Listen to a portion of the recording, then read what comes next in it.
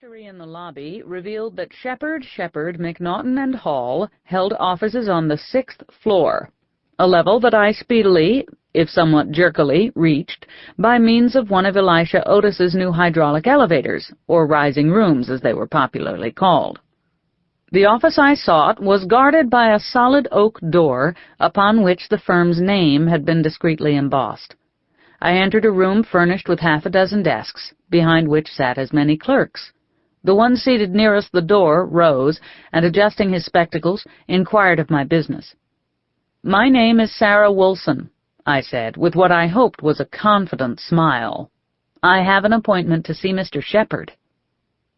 I'm tall for a woman, a full 5 feet 8 inches in my stocking feet, and I towered over the clerk, forcing him to look up at me at an angle. I have noticed that this makes some men uneasy. "Miss Woolson, I don't seem to recall—" He checked an appointment book. "Ah, yes, I see we were expecting Mr. Samuel Woolson." He looked at me hopefully. "Your husband, perhaps?" "Samuel is my brother," I said, forcing another smile. "I believe you were expecting S.L. Woolson. That is I." The clerk's bony brow creased with uncertainty. "Oh, dear. Well, yes, perhaps I had better fetch Mr. Shepherd." "Thank you," I said, forbearing to remind him that was what I'd requested in the first place. The clerk scurried down a hallway, and as I waited for his return, I took stock of my surroundings. The room was larger than I had originally thought. The wood paneling, as well as the way the clerks' desks were wedged in one upon another, made it appear dim and cramped. Against the back wall were 4 doors, the top half of each paned with glass. Inside these cubicles, for they were hardly bigger than large closets, sat what I presumed to be legal associates. At that moment one of them looked up, and our eyes met. He seemed surprised, then annoyed, as if my chance glance had invaded his privacy. He glowered at me rudely, then with a scowl returned to his papers. I won't attempt to deceive you. For a moment I forgot my manners and stared openly at the man. He was a remarkable-looking creature. Long, clean-shaven, craggy face, topped by a thatch of unruly red hair, skin burned to a golden bronze, tie askew beneath a slightly rumpled white shirt. Even seated, he was obviously very tall, and his shoulders were broad, as if he were no stranger to manual labor. I was surprised to find such a man inside an office at all, especially one of such limited dimensions. As if sensing my eyes upon him, the man looked up at me again, this time with a glare so fierce I was taken aback. With a withering look of my own, I turned away in time to see the clerk returning, followed by a portly gentleman in his 60s, whom I recognized as Joseph Shepherd, Sr., founder and senior partner of the firm. He had occasionally visited our home during my childhood, and I had always been fascinated by his thick shock of white hair, and by the trumpeting sound he made at the back of his nose whenever he was annoyed or when someone took exception to his views. It was obvious from the senior partner's distracted stare that he could not as easily place me. "My clerk informs me there's been a misunderstanding, Miss Woolson." He placed his pince-nez atop a bulbous nose and subjected me to a squinting appraisal. "Mr. Samuel Woolson, whom my clerk informs me is your brother, has applied to our firm for the position of associate attorney. I assumed I would be meeting with him this morning." "I regret the confusion, Mr. Shepherd, but it was I who applied for the position. The qualifications listed are mine, as are the initials S.L., which stand for Sarah Lorraine." "They are also your brother's initials," he stated in annoyance. "It's common knowledge that Judge Woolson's youngest son has been preparing for a career in law. What were we to think when we received your letter?" "I hoped you would think that S.L. Woolson was eminently qualified to be taken on as an associate attorney in your firm." "But you're a woman." "As is Clara Shortridge Foltz," I replied, determined not to be intimidated. "And that good lady has been practicing California law for 4 years, in this very city." "I meant, Miss Woolson, that such a situation is impossible in this firm. Everyone knows that the sphere of women, vitally important as that is, belongs in the home." This feeble but popularly held argument never failed to raise my hackles. I know that is where men have placed us, and where they would prefer us to remain. However, I see no reason why misguided reasoning should interfere with rational behavior. There was a shocked stillness in the room.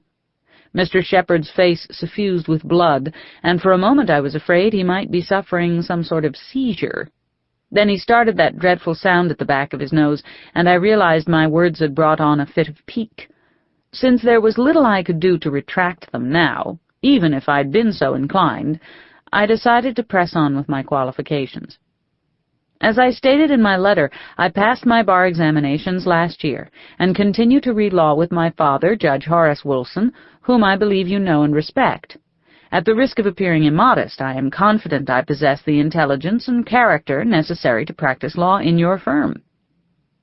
During most of this recitation, the senior partner had sputtered incoherently. "That is patently ridiculous," he exclaimed when I had finished. "It is a well-founded fact that women lack the nerve or strength of body for such a rigorous profession." Another statement so ludicrous I couldn't stop myself from blurting, "I find it strange that practicing law in a comfortable, well-heated office is considered too demanding an occupation for women, yet laboring from dawn's first light in crowded, drafty, ill-lit sweatshops is not." Joseph Shepherd seemed incapable of speech. Belatedly he realized that everyone in the room was watching us. Out of the corner of my eye I saw the red-haired man standing outside his cubicle, his mouth pulled into an ironic smile. I felt my face flush, and turned away, aware that I would require all my wits to penetrate the formidable barrier of Mr. Shepherd's prejudice. "Miss Woolson," said the attorney, his several chins quivering with suppressed anger, "out of deference to your father, I will ignore the underhanded means by which you gained entry into this office.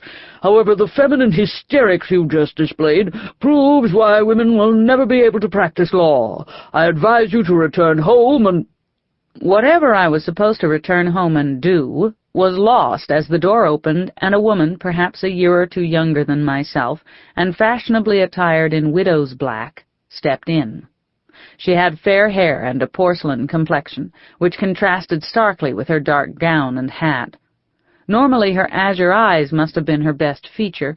Today they were red-rimmed and accentuated by dark circles, causing me to wonder whom she had lost to cause such pain. Mr. Shepherd's face instantly brightened, and he hurried over to take the woman's hand. "Mrs. Hannaford," he gushed, "if you had sent word I would have called upon you at your home." "My business couldn't wait, Mr. Shepherd," she said, her voice soft but determined. "Mr. Wilde seems incapable of grasping the severity of my situation." "My dear," replied the solicitor in soothing tones, "Mr. Wilde is doing everything possible to expedite this unfortunate affair. As I've endeavored to explain, your late husband's will must be admitted to probate. These things take time." "But I have expenses to meet," she protested. "I understand," the lawyer told her, although it seemed clear from his patronizing tone that he understood very little. "I wish I could help you, my dear, but I'm afraid Mr. Wilde must approve any advances on the estate. In the meantime, I'm sure a few simple economies will see you through." He gave her hand a perfunctory pat, then pulled out his pocket watch. "Oh, dear, I'm sorry, but I'm afraid I have a pressing appointment." The stricken look on the young widow's face was more than I could bear.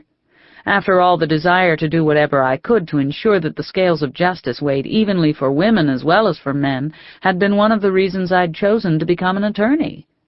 True, I knew little about the case, but I felt compelled to make an effort to ease her misery. In light of subsequent events, I assure you this was my sole motive for approaching Mrs. Hannaford and introducing myself. "My name is Sarah Woolson, and I am also an attorney. Perhaps if I understood your problem, I might be of some assistance." The woman's expression went from surprise